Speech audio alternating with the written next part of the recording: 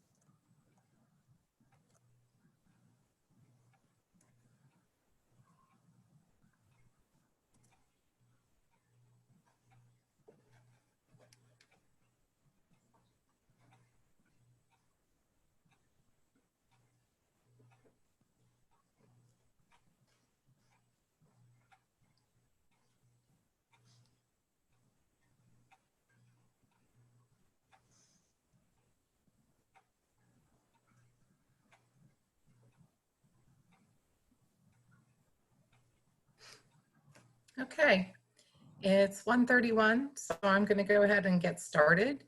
Welcome to our CPA conference, Vision 2020.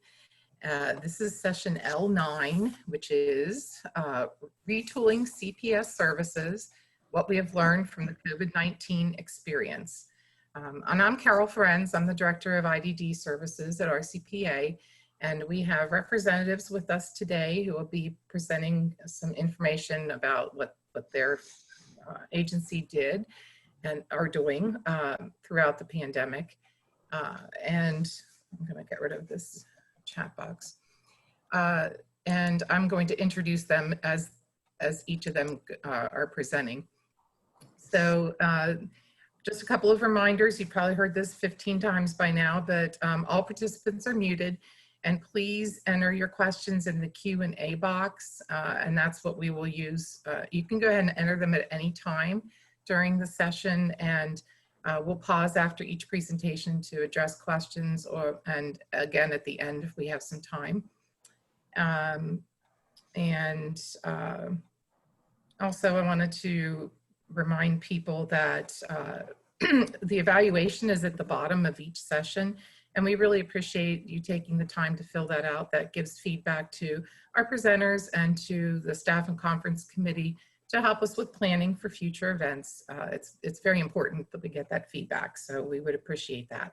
If you are interested in CEs, you can visit the RCPA conference website for the electronic verification form that needs to be submitted to Sarah Iser by October 8th.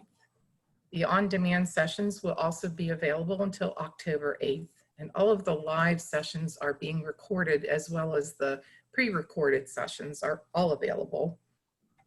And we'd like to ask you to also fill out the overall evaluation at the end of the conference. That's also very helpful to us. This is all very new to us doing this virtually. We pulled it together very quickly, so we'd like to hear your feedback regarding that. And please visit Connections Hall whenever you have a chance, and during break, there's a game you can play where you can win great prizes. So please participate in that when you have time. Our first presenters are going to be Amy Prasuta and Nicole Moravec from McGuire Memorial. Amy is the director of McGuire Memorial Enrichment Adult Program, and Nicole is the director of Employment Option Center at McGuire Memorial. So now I'm going to hand it over to you two ladies.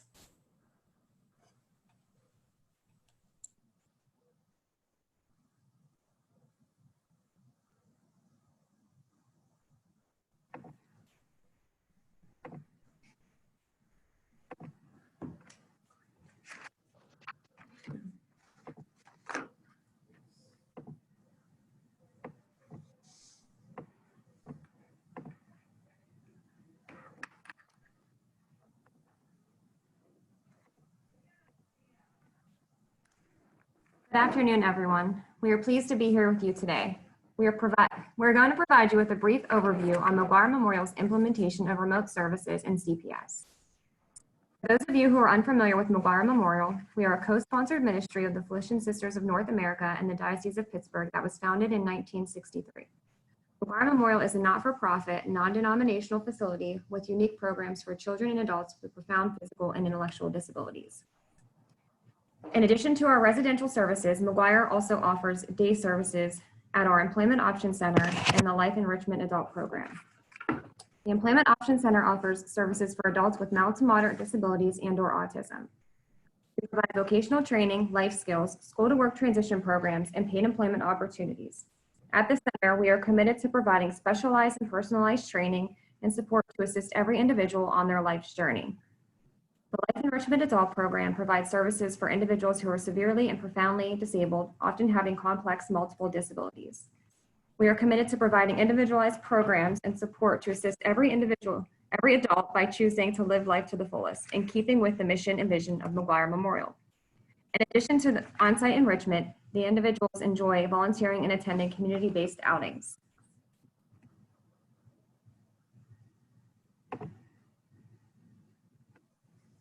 On March 16, 2020, McGuire closed the day programs in order to protect the health and safety of the individuals due to the COVID-19 pandemic.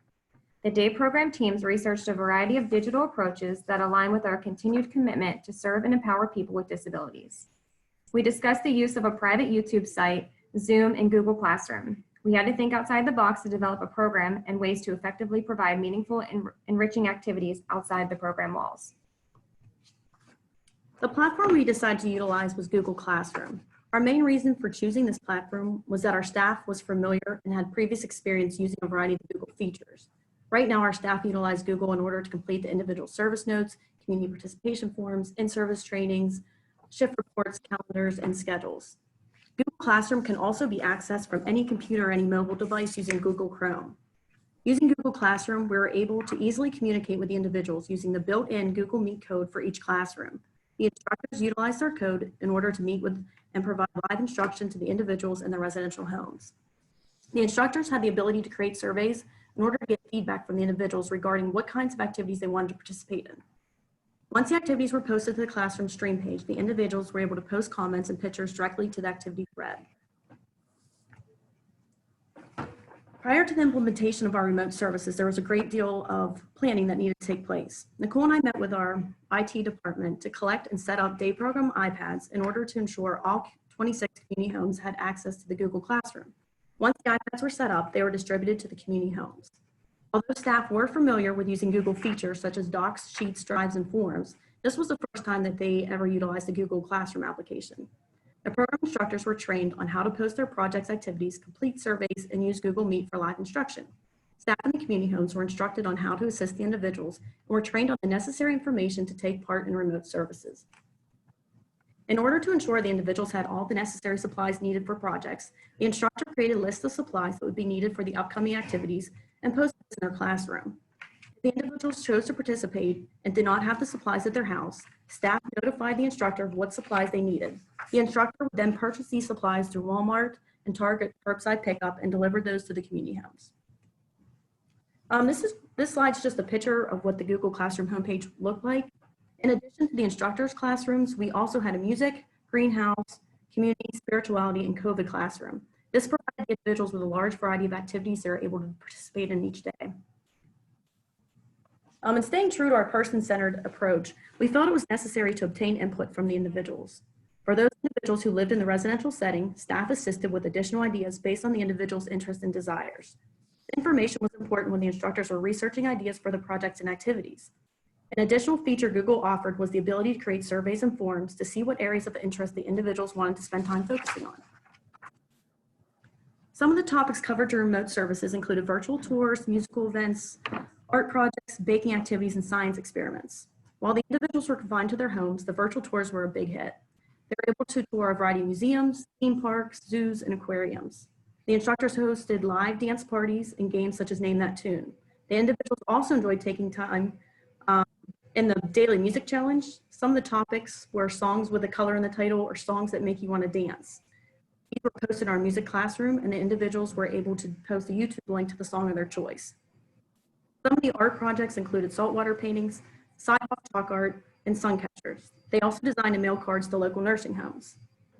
Many of the individuals made holiday-themed foods. They also made birthday cakes for their housemates, as well as a variety of other no-bake recipes. Science experiments were also conducted with many common household items.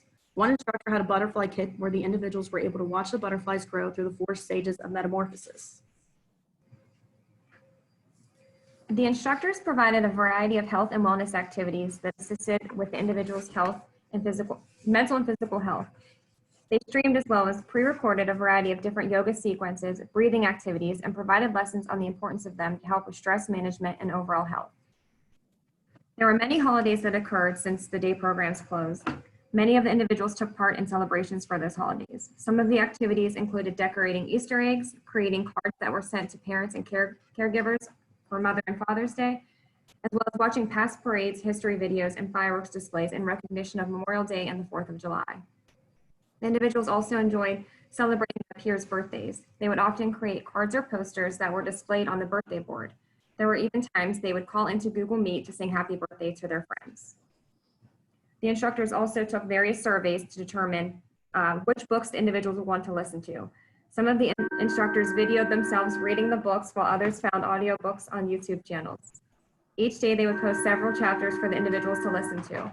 After listening to the chapters, the individuals were able to discuss the books with the instructors using Google Meet. Some of the individuals even videoed themselves reading books to share with their friends. Virtual games were a favorite with the individuals. Live bingo was streamed on Fridays for anyone who wanted to participate. In addition to bingo, the individuals took part in Name That Tune, Family Feud, Wheel of Fortune, Would You Rather, and Deal or No Deal. At McGuire Memorial, we have a wonderful nature program, which is typically delivered through our on-site greenhouse. The individuals take part in a variety of nature activities and take pride in their work as they plant and care for trees, flowers, and vegetables. We have witnessed firsthand how nature impacts and benefits the lives of those we serve.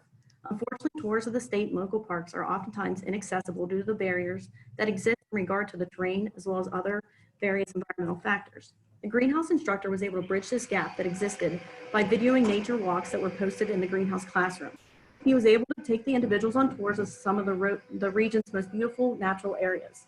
They were able to test their knowledge of bird recognition, take part in Earth Day activities, and to complete a tutorial and interactive quiz on recognizing poison ivy.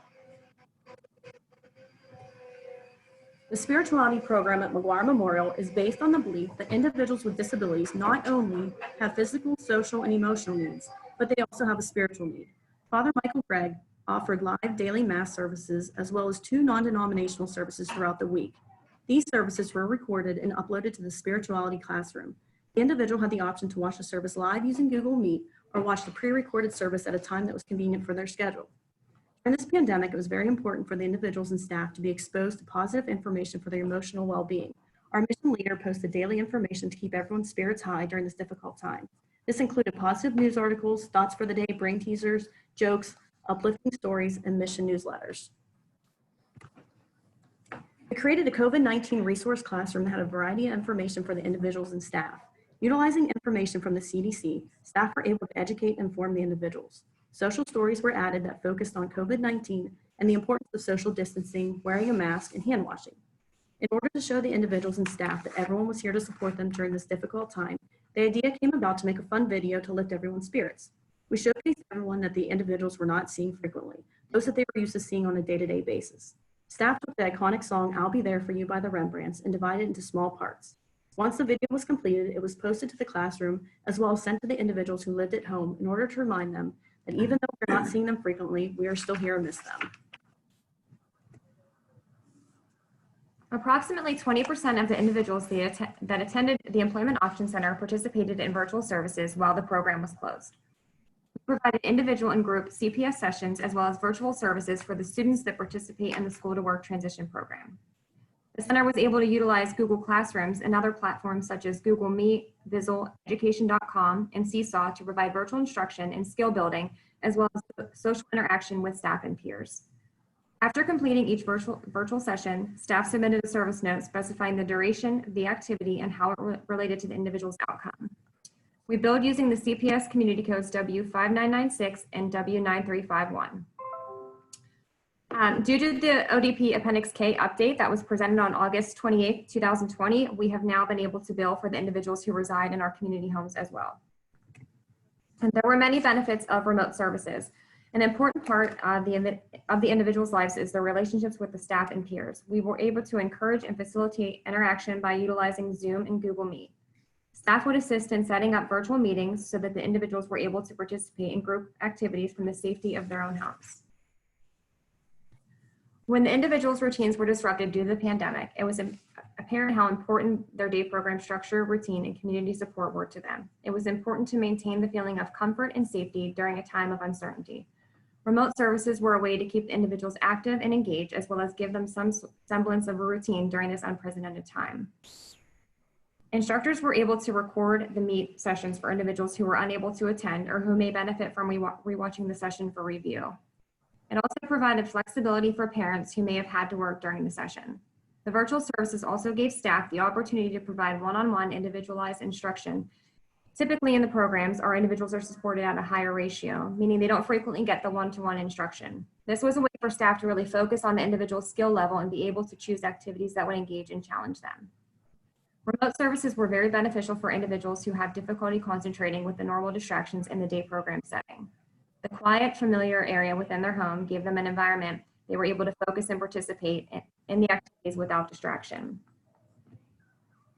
Both McGuire day programs reopened on July 6th with modified schedules in order to ensure that we can maintain the health and safety of all staff and individuals that attend our programs. We are continuing to provide remote CPS to the individuals who are not ready to return to the program or who have decided not to return back to the regular schedule. Throughout this process, we have identified a need for remote services in the future.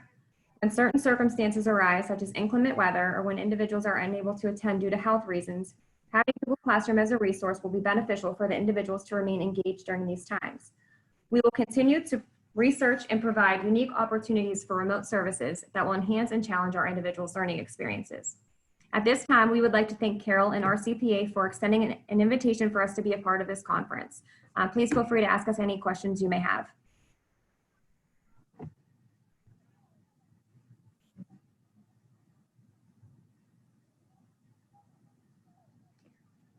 Carol, you're muted. Thank you. I said brilliant things. I actually thank you very much, Amy and Nicole. I guess one of the questions is, what was the biggest challenge that you had in putting together these remote services?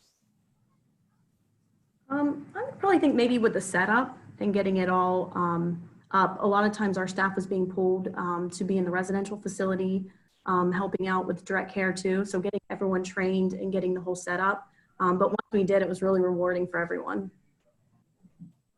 And are you accepting, do you think that as new people come into your program, that they will be introduced to the remote, or will you be accepting them at the site program, or a combination? I think a combination. Right now we're operating with modified schedule just to keep everyone safe. So people that currently are interested in services, we're offering the virtual to them. Okay. There's somewhere that came in. Did the CPS facility purchase the iPads to go to the home, or were the iPads alone?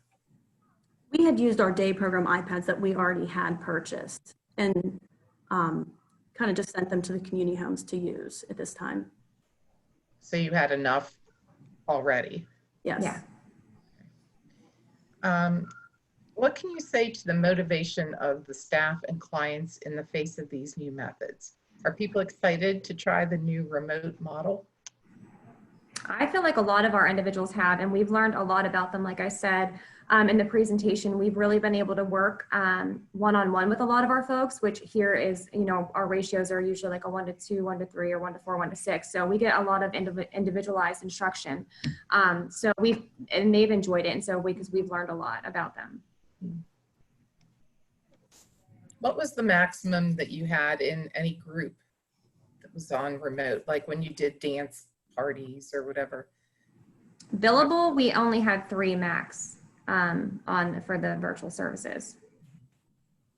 But did you have some that you just didn't bill for that were larger groups? At the point in the community homes, yeah. And it'd probably be what, We 4? wouldn't have any more than 3 houses. Some there was 1 person in a house, or sometimes 2 or 3 individuals at a time. And we'd have maybe 3 houses that would join. Okay. Okay, well, so we're going to move to our next presenter, which is Alicia Harder. Alicia is Clelian Heights Center Director, and I'm going to hand the controls over to you, Alicia. Okay.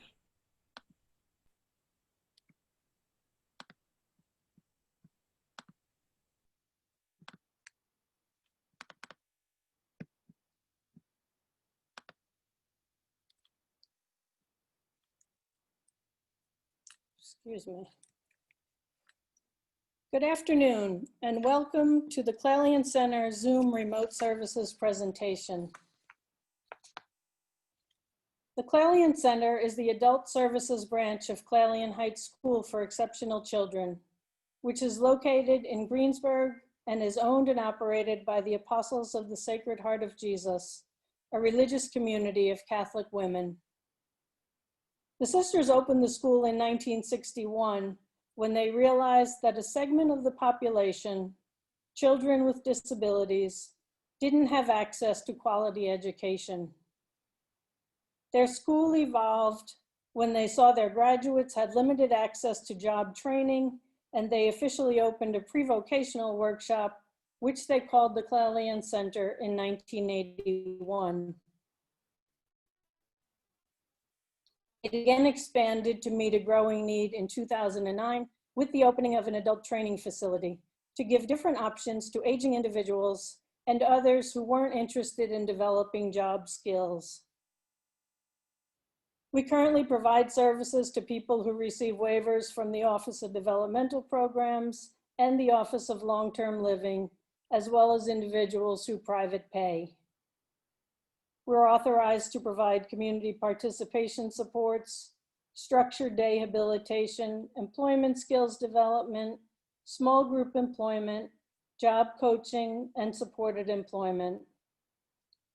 We currently have 82 participants and 25 staff in the center, and 15 participants with 7 staff in our ATF.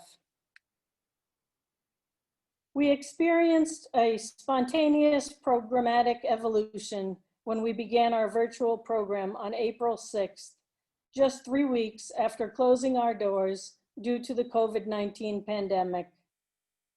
We recognized that we had to keep supporting our people, but the ways we were accustomed to doing that were no longer possible. Once we were given the expanded CPS options, we contacted our families to see what they wanted. Families and staff were reluctant to meet face-to-face for one-to-one in-home supports. Of the 89 people in our program at that time, only 3 opted for this service. This reality raised questions regarding the impact the closure would have on our agency and on our employees. We recognize the importance of keeping everyone connected and engaged in a structured way, but our technological contact had been limited to email up to this point. We decided to jump into the virtual world with both feet. After considering and hurriedly researching a few options, we settled on the Zoom platform. We wanted to offer a full day of programming so our people could join what and when they felt like joining. but we realized that sending out invitations to each Zoom event would be impossible. The undertaking was daunting, but we had to do something. Finally, we contacted an education technology specialist and presented our dilemma. In just a few days, we were given a masterful plan. It was suggested that we establish a Google account which all staff could access. Then we set up a blank schedule in Google Sheets so any staff member could go in and sign up to host a session. The schedule you're looking at is one in progress.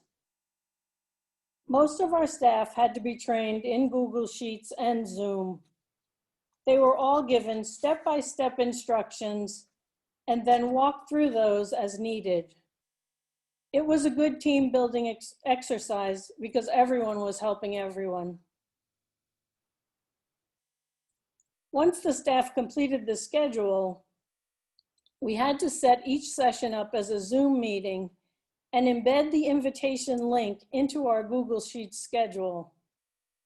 We opted to set each session up as a new meeting in order to minimize the risk of Zoom bombing, which became common when everyone started using Zoom. The schedule was downloaded as a PDF, so nothing could be altered once the Zoom links were embedded. And then it was sent to staff, participants, family members, and group homes every Sunday evening. And this is what the finished schedule looks like with all the embedded links there. They were presented with a week filled with a variety of activities that you can see on this, and this is one of our schedules from July. The families were also sent very specific step-by-step instructions about how to download Zoom and how to use our schedule. Because our links were embedded in the schedule, the families did not have to have Zoom accounts. They simply needed to click on the link for the session they wanted to join. Our first week of Zoom sessions was poorly attended, but it was a great time for practice for the staff. And we did have computer glitches, user errors, and other odd happenings, but it was a very beneficial learning experience. Participation increased as the weeks went on, and more than half our people joined for some activities. And we had a group of people who participated all day, every day, just because they loved being on with their friends. Most sessions were scheduled at the same time each day, so those who thrive on consistency could anticipate what was coming next. We tried a theme week, Christmas in July.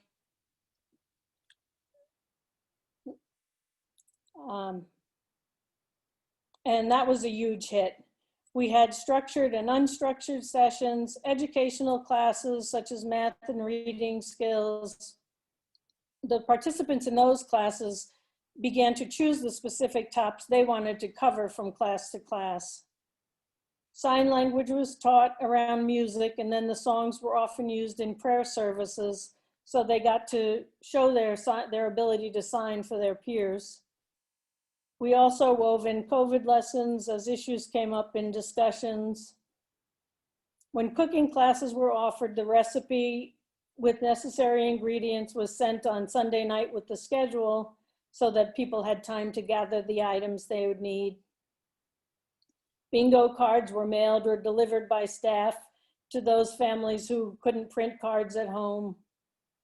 And there was a great deal of preparation needed for some sessions to be successful. Here are some screenshots from our art classes. The regular participants are drawing and coloring remarkably better and exuding more confidence about their art than they had prior to the pandemic. And the art teacher is thrilled to see the progress that comes from consistent classes. She doesn't typically see the same people over and over like she has during the pandemic.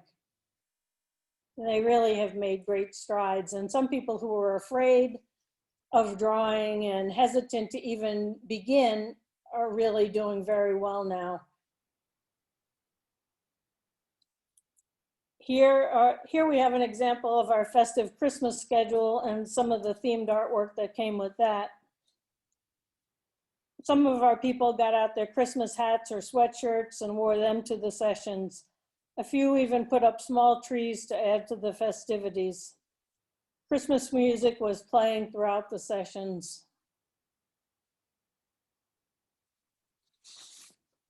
We hosted a fancy dance because some of our people had planned to attend a prom in the summer and were very disappointed that it got canceled. The staff host for this event went all out and had her husband set up Cinderella's carriage as the backdrop, and she invited family friends to her yard and even ordered a cake for the event. Some people wore the outfits they would have worn to the prom and enjoyed dancing in their homes with their friends. We opened our doors on August 24th, but about 2/3 of our participants opted to stay home. And many were relieved to know that virtual services would continue for them. And when we did that, we condensed our schedule and now we just run it in the confines of our workday. So it starts at 9:30 and finishes at 3 o'clock. It still gives them, plenty of opportunity to be together and keep busy during the day. And oftentimes now, some of the people that are here in the facility will go in and be part of the sessions as well. So it's a nice mix.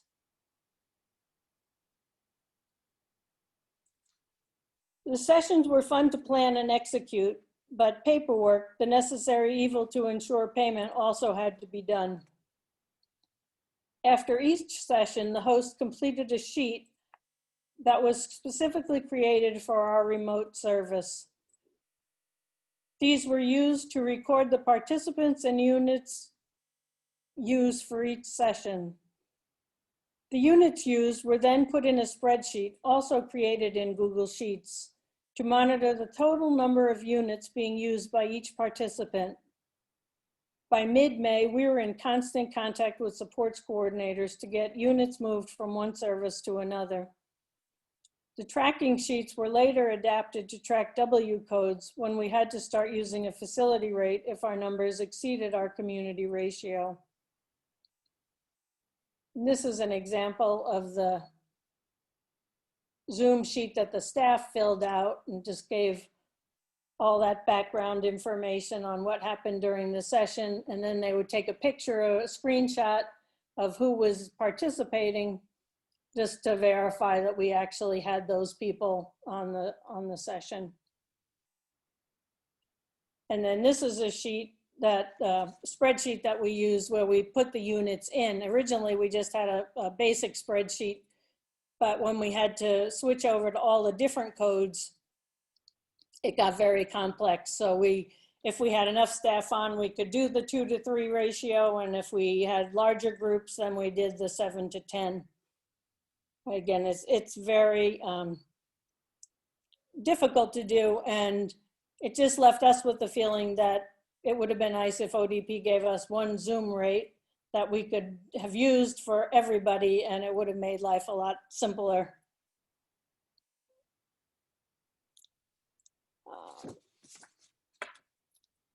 Finally, I'd like to share some brief comments from family members, staff, and participants themselves.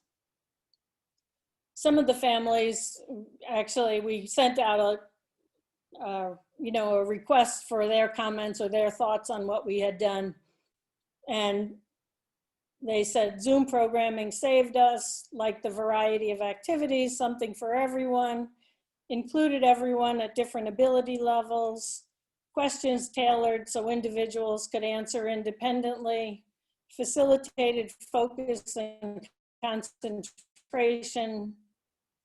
Happy to have this as an option, even though the facility is open.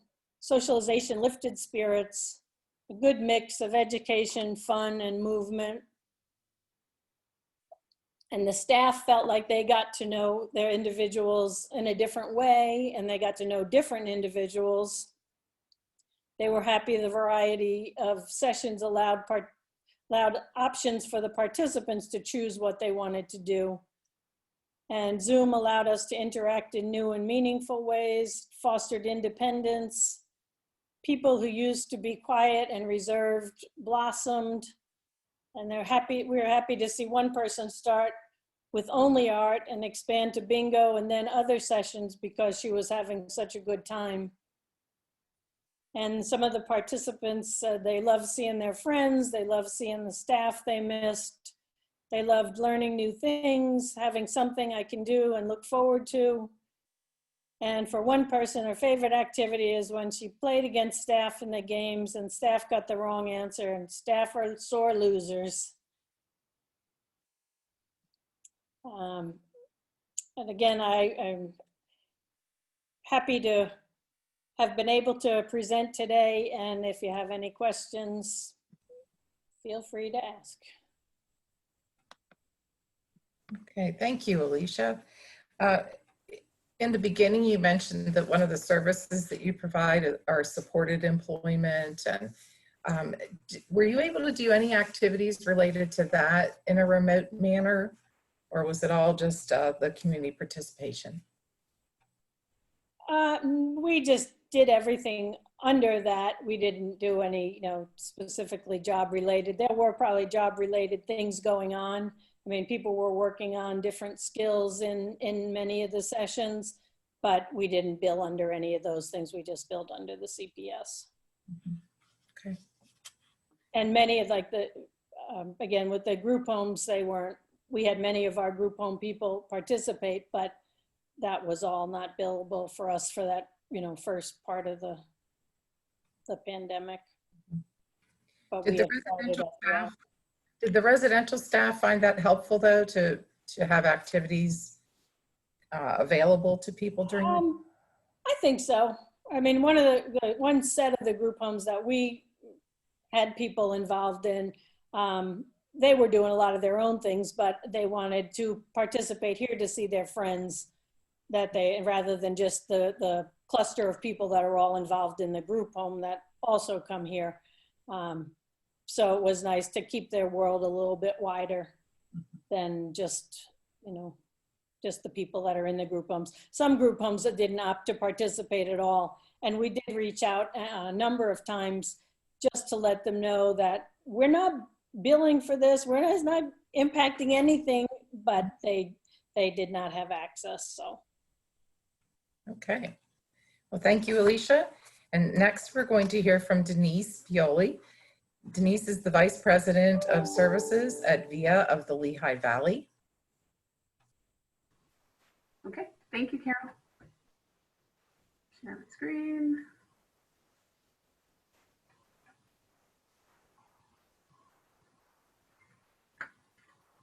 So good afternoon. My name is Denise Pioli, as Carol said, and I'm presenting on behalf of VIA of the Lehigh Valley. I'm the Vice President of Services at VIA.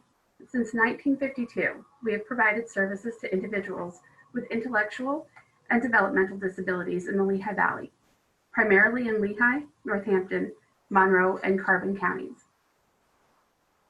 Myself, I started working at VIA in 2001, and over the years, I've held a variety of positions.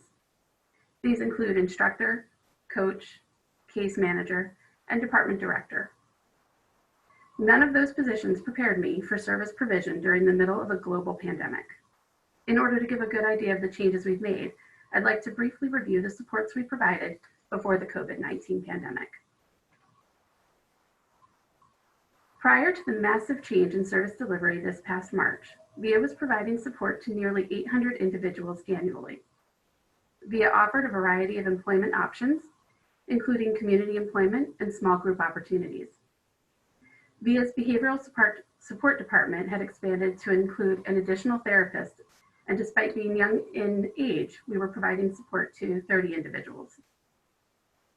We had increased the number of participants supported under the adult autism waiver and expanded our services under that funding source to include employment, community support, skill building, and day habilitation.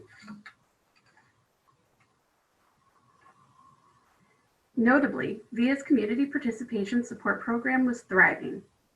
Nearly 200 individuals were supported, both in the community and our facility. We were achieving the 25% community time standard for the majority of our individuals.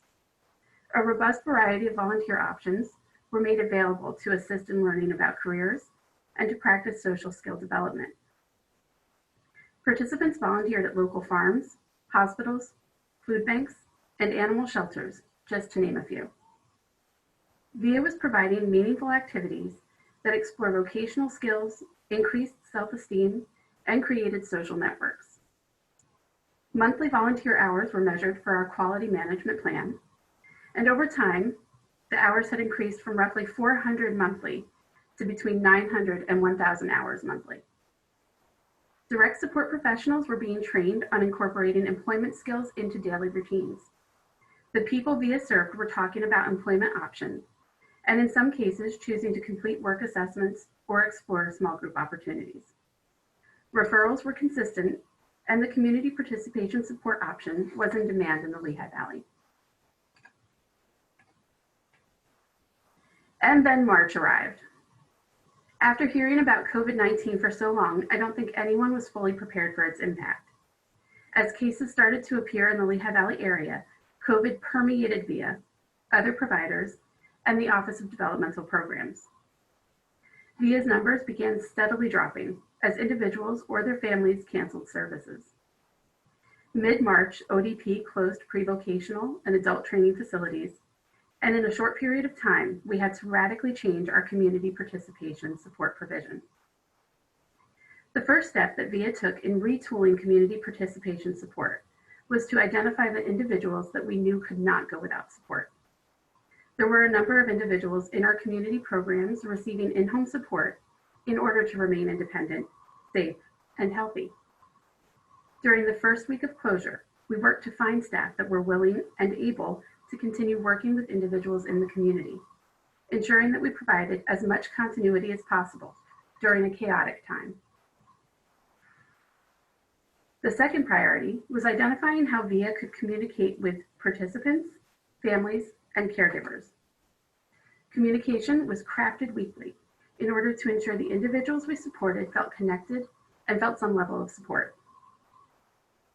It became evident fairly quickly that the case managers needed to contact families and provide as many email addresses as possible in order to allow VIA to communicate as quickly as we could. With an increased focus on the use of email and social media to communicate to people we were no longer seeing in person, VIA created a comprehensive database of participant and family emails from a system that was previously scattered and less organized. A month into the pandemic, we had a list of nearly 800 email addresses, allowing for faster and more frequent communication. Simultaneously, employee communication was prioritized. Our direct support professional pool needed to feel as connected and supported, particularly as we shifted to more remote services. This would allow us, moving forward, the opportunity to communicate remote support resources to individuals and to our direct support professionals. Remote support began within a few short weeks of the closure of the facility-based programs. The first step in retooling VIA's community participation support was to identify which individuals were interested in receiving the service, whether or not they had the technology to do so. In the majority of instances, participants interested in receiving remote support did have access to the internet and a device that would support Zoom or Skype. And for those with a barrier to remote support, the case managers researched lending programs and other means of assisting in accessing the service. VIA's case managers for all community participation supports, whether the service was provided in the community or the facility, contacted all individuals who did not reside in residential programs. They reported back to their department directors what level of support individuals were interested in, and were tasked to reach out weekly to determine if changes needed to be made. This became the template for resuming services as COVID guidelines eased and face-to-face support could increase. As VIA's participant base was surveyed to determine remote support interest, tools were being developed for VIA's direct support professionals, many who had little to no experience in providing remote services. While VIA's leadership team worked to compile information and resources, Our employees were busy doing the same. In order to offer as much support and information as we could during the shift in community participation support, the leadership team wanted to offer resources for our staff in a timely manner. VIA's website was updated to provide COVID-19 resources that our direct support professionals could use, both during remote support provision and while at home with their families. Digital resources were developed that included information shared by ODP and the Bureau of Support for Autism and Special Populations. Health, wellness, and safety tools were incorporated, tips for building and exploring life skills, exploring work, and other resource guides were made available. We also felt that it was important to provide as much information and guidance as possible from reputable sources on how to provide remote service. Because this was a brand new service delivery for most of our direct support professionals, we wanted to give as much direction as we could. VIA's website was regularly monitored and updated to include virtual activities to local events and larger world issues. We searched for links to access virtual exercise and meditation classes. Museum tour links were made available on VIA's website, as well as trips to aquariums and zoos. In addition, we provided links to streaming activities and classes that could be used for participants or families, and requested that staff use their discretion in determining age-appropriate activities. As particularly on this site, there's a mix of resources meant for families or participants. Worksheets and videos were provided that allowed direct support professionals the opportunity to teach participants remotely how to complete career inventories, prepare for interviews, manage money, and a variety of other important life skills. VIA's community team had worked on developing a community participation supports binder, a tool providing direct support professionals with resources on meaningful activities in the community. We found that many of the tools could be completed remotely, and so in its final stages, a push was made to roll out the binder digitally. As services resumed, the binder was also printed and given to the direct support professional team. This transition was time-consuming and difficult. Researching virtual opportunities and digital resources felt like an insurmountable task. But as you'll see in a few examples, and as I'm sure many of you have experienced, the impact of continuing service provision in this incredibly difficult time was amazing. Patrick is a young man who struggles with change in routine. So much so that when he's with VIA, he feels most at ease when driving the same route to the same activity on the same day. Patrick has worked to become more comfortable with change. He's put in many hours in the community and has a behavioral support plan that encourages small incremental change in order to help him increase his ability to accept that things are not always the same.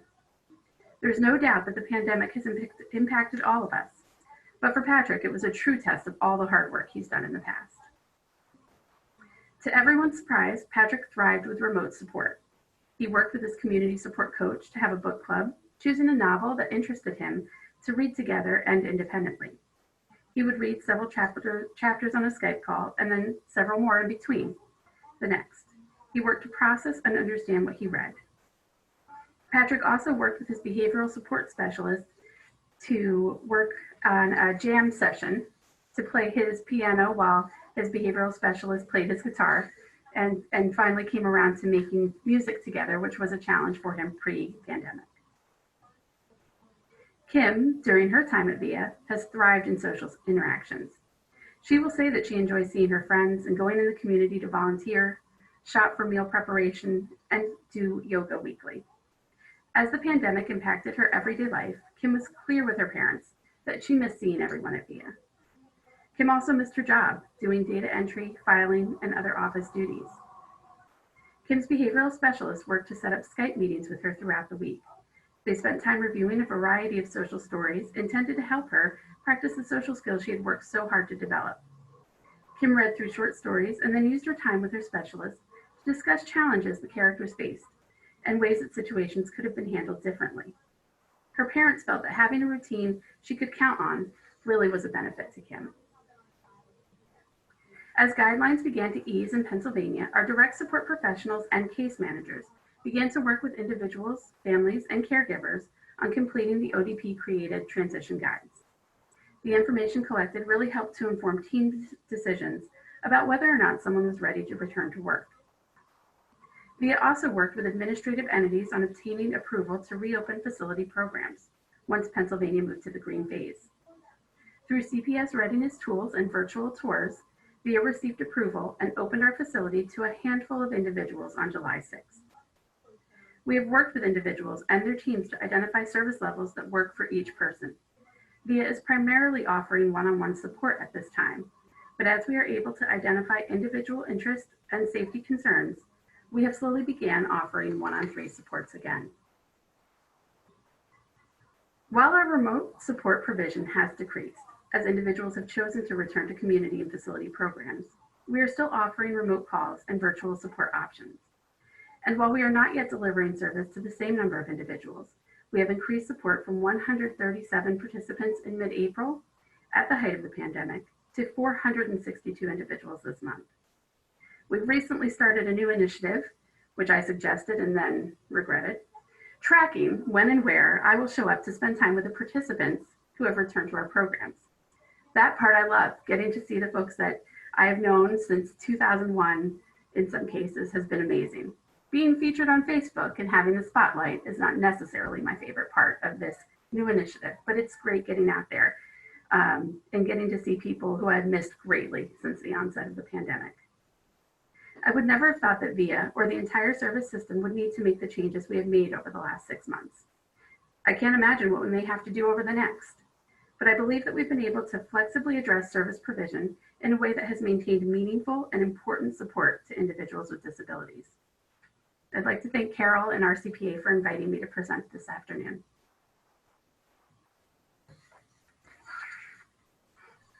Thank you very much, Denise. In lieu of time, I'm going to just go ahead and jump right on with Paula Fisher, who's the Director of Senior Services at Milestone Center. And we'll try to get to questions if there are any more at the end. Thank you, Carol. And let's see if I can get this going here. There we go. All right, welcome all. Can you see my screen? We can, but you're at the end of your slideshow. So All right, because I can't see it there. What's, oh, sorry, everybody. okay. No, there we go. All right, I'd like to welcome everybody. I'm Paula Fisher with Milestone Centers.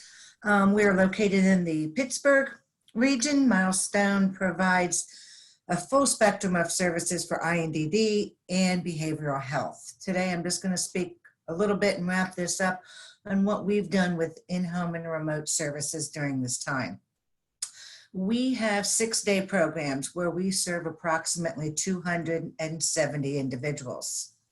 140 of those, or 52%, were eligible for in-home remote services, meaning they did not reside within a residential agency. We threw it out there to most people, and we got about an interest rate of about 42% of folks of that 140 individuals were interested in doing remote services with us. And our remote services varied anywhere from once a week for 15 minutes to 3 times a week for an hour. We did not do actual classes. Let's see, our programs closed March 16th, and it is the little graph of how we grew with remote services throughout the summer months.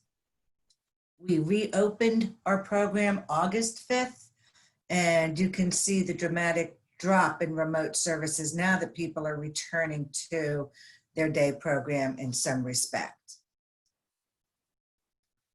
What we did behind the scenes to help support staff who were providing remote services to our individuals, we utilized SharePoint, and we came up with a client library. And within that library, we had various folders. So many staff had ideas. They had gotten things off of YouTube videos.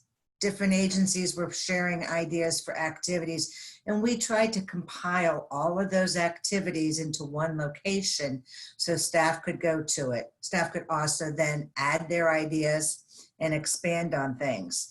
All of the resource guides that were coming to us from ODP and other entities, we put into this library, so we had a quick access to this.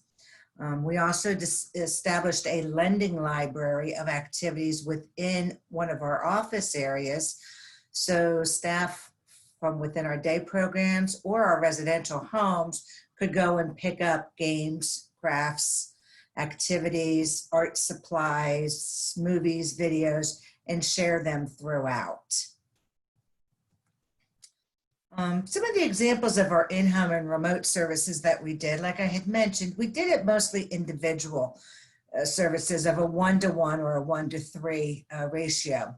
One of our programs had a smaller day programs has a morning routine where the individuals would go outside in the morning and check the weather and raise the flag and do the Pledge of Allegiance. Our staff was wonderful with this, and she had a flag in her yard, and she was able to, via remote, take her laptop or iPad outside, and when she was providing services, raised the flag, and the individual could then do their Pledge of Allegiance. They could check the weather, and then they would go back inside, and she had made a calendar similar to what was in the program. So they had that familiarity of their daily program with the staff. We mailed activities and supplies to participants at their homes or dropped them off at their doorsteps. Things for gardening, we took plants and seeds and dirt and pots and dropped them off on doorsteps. We brought bingo cards, coloring pages, and those type of activities to those who resided with their families. The activities we offered throughout our remote services, like I said, were gardening and planting. We did exercise classes with them. One activity was a time capsule where we had folks write down how they were feeling or things that were different during this time of the pandemic and that they couldn't go into their normal routine to their day program, things at home that were different, and capsulate them. So at some point we hope to go back and open these up and look at them and talk about how we felt and what we've learned. Various games and crafts were done one-on-one and in small groups, as other providers have mentioned. Science experiments. We did simple cooking and meal prep and working with them, trying to focus on how do you pack your lunch for when you come back to program and what would be a healthy lunch, and give mom a break and make your own breakfast and things like that. We did write letters to their friends, people they were missing, people within the community that we had been providing services to, and volunteer services, folks within nursing homes, and some of the Meals on Wheels partners that we had worked with. We wrote letters and sent to them. We had a book club going. We investigated topics of interest on the internet and watched videos and YouTube videos, or took virtual tours of zoos and things like that. So a lot of the activities we have done at Milestone are similar to what the other presenters have spoken about, but they were not on a Zoom calendar type meet where people joined into. These were all really individualized per the person's interests and what areas they wanted to work on. Let's see, next. Challenges. It's been a very challenging 5-6 months, it seems like years. Our biggest challenge was our IT equipment for staff. Yes, we have computers in our buildings for directors and supervisors, but getting the equipment for our staff to be able to utilize was huge. The other huge challenge has been getting IT equipment into the homes of the individuals we're providing services to. Many of them did not have or do not have. Luckily, the families would loan their cell phones to their brother or sister, daughter, son. And just figuring out the whole internet and Google Meets, Zoom classes, Facebook, all of this has been a huge challenge. In-home and remote was limited because, yes, families did not want to do it. We did not do too much going into homes initially. Now we're doing a little bit more of that, but not only did families not want staff into their homes, staff didn't want to always go into some of the homes. Another challenge is our participants' ability to remain online and to really pay attention for more than 5 or 10 minutes, which wasn't going to be a billable unit. It became very difficult for some guys to have that attention span and even understand seeing a familiar face on the computer and what's that like. And that could cause some anxiety, but that has lessened. And the last challenge we had really was maintaining interest in where do we go moving forward. It's been very helpful now that we can provide remote services to those within residential agencies. We are increasing our services. We currently have about 35% of our participants have returned to facility programming, whether it be their full-time schedule prior to or just 1 or 2 days a week for a half a day. Our biggest challenge there is capacity. We cannot reopen our facilities to the capacity we had prior to the pandemic in order to maintain the social distancing. We continue to work on COVID classes and how to wear a mask. We are hoping to expand with those who are at home, being able to, through the IT, have bring them up on the TV screen so they can see their peers. One of the other things we did before reopening for some folks is we walked them through the program so they could see what it was going to look like when they came back and how tables were separated and how only 2 individuals may be able to sit at a table. And we've tried very hard to keep in touch with everyone throughout the summer months, maintain their socialization, and let them know that we're still there for them. We will always be there for them and how much we care. And I just wrapped it up. So thank you so much. And thank you to the team of presenters here and Carol, and welcome any questions. Okay. Well, I'm looking at our question box and I don't see additional ones coming in. We did a really good job of staying right on time. Thank you all so much. I really appreciate you sharing with everyone what you've done. I'll say this once again, I've been so impressed with how creative everybody's been and rose to the occasion, and you continue rising to the occasion. I have a feeling, as Paula said, this feels like it's been years. I think it's going to be a while longer yet, but I think with that, I'll just double check. Yeah, I think you all did a good job of covering your information. So thank you all 5 of you, and I appreciate your time, as RCPA really appreciates you spending the time with us and sharing your information today. So have a great rest of your conference and talk to you all soon. Thank you. Thank you all, and good luck to all the Thank providers you. out there. Good luck. Thanks. Bye.